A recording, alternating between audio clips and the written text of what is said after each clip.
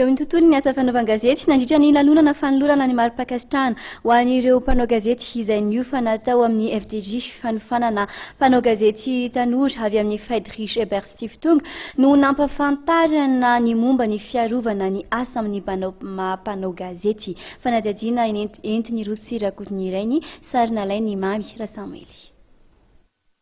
Niompana tamin'ny fiarovana ny asa fanaovan-gazety no isan'ny ambetindresaka nandritry ny lanonana roa sosina izay natao tetsy amin'ny Colbert tamin'ny androany maraina.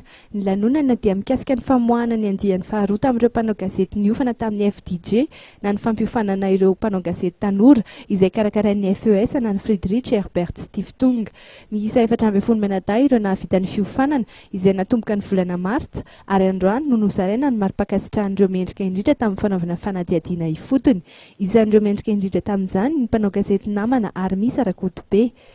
Tena mampiavaka ilay fampifanana dia ilay izy fototra amin'ny journaliste d'investigation dia tombony amin'ilay nanaraka ilay fiofanana miala amin'ny fanadihadiana fanao isan'andro izy miditra lalina kokoa ianao ary manao izay azona ny atao hoe révélation izay tsy voalaza mihitsy amina lohanhevitra anankiray fa misy nefa izy fa tsy misy mitrandraka dia izay no tena hoe tombony fanarahana fampifanana.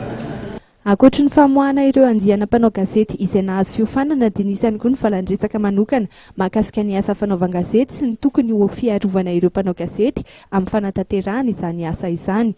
Ny mpanao gazety koa mantsy ny tompon'antoka voalohany amin'ny famoahana vaovao an'ny daholobe ary misy ny fitsipika amin'ny fehizany. Manana zo ny ho arovana sy hanolotra ireo pirofo ahafahany manamarina ny asany araka izany ny mpanao gazety ka ny fotoana tahaka ny natao androany no ahafahana mampafantatra izany amin'ireo mpanao gazety samihafa.